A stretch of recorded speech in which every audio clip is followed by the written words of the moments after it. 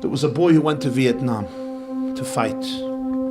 He called up his father Thursday and he says, "Dad, I arrived in California from Vietnam, the army base. I can come home on Monday." Wow, son, amazing. "Dad, one request.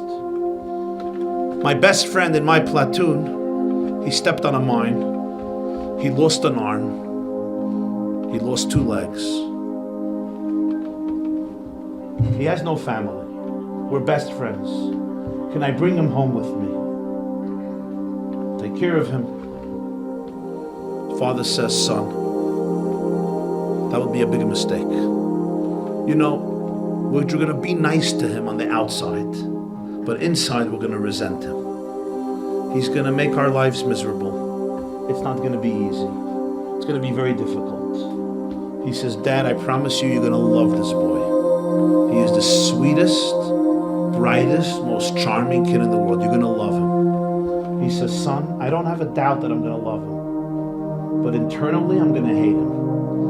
Internally, I'm going to be miserable because he's living in my home. This is not my responsibility. It's the government's responsibility. They will put him in a home that can help him. They will pay for him. You can go visit him.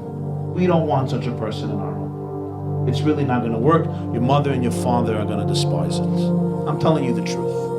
He says, "Daddy, thank you."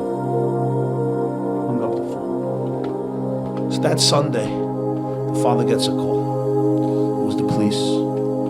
And the police said that there was a soldier who came back from Vietnam and he took his life over the weekend. He jumped off a roof. They think he may be related to him. If he could come identify the body.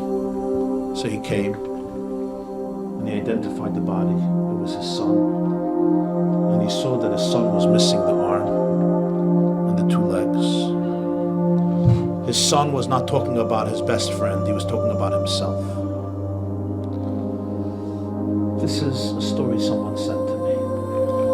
I'm not here to judge anybody in the world, especially not a person who has his own challenges. And as the Mishnah says, never judge anybody until you reach their space. But this story taught me a lesson, and I'll tell you what it is. Sometimes we're ready to accept the children that look like the children we hoped we're going to have. We're ready to accept our loved ones as long as they fit into the mold of what my student, my child, my grandchild, my daughter, my son, my teenager is going to look like. As long as you fit into that mold, I'm here for you. I love you. I'll do everything for you. I'll pay for your yeshiva. I'll pay for your college. I'll pay for your university. I'll marry you off. I'll pay for you to learn in Kollel for 29 and a half years. As long as you look like the one that I need you to look like. So I could sit down and say, I have nachas from you.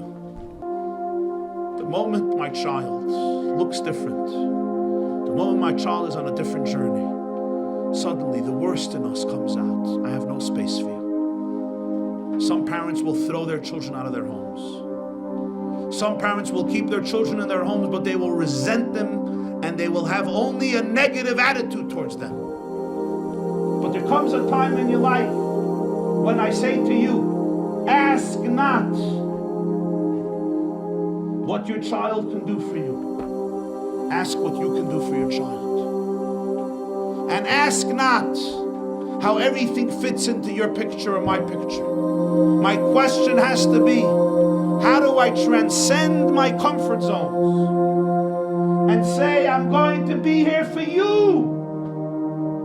I know it hurts, and I know it's painful, and I know it's not the journey I wanted, and I know it's not the journey that I expected. But let me tell you something, my dear friends. If you go on this journey, it's not only your child who will be saved, you will also be saved. It's not only your child who will find a new life.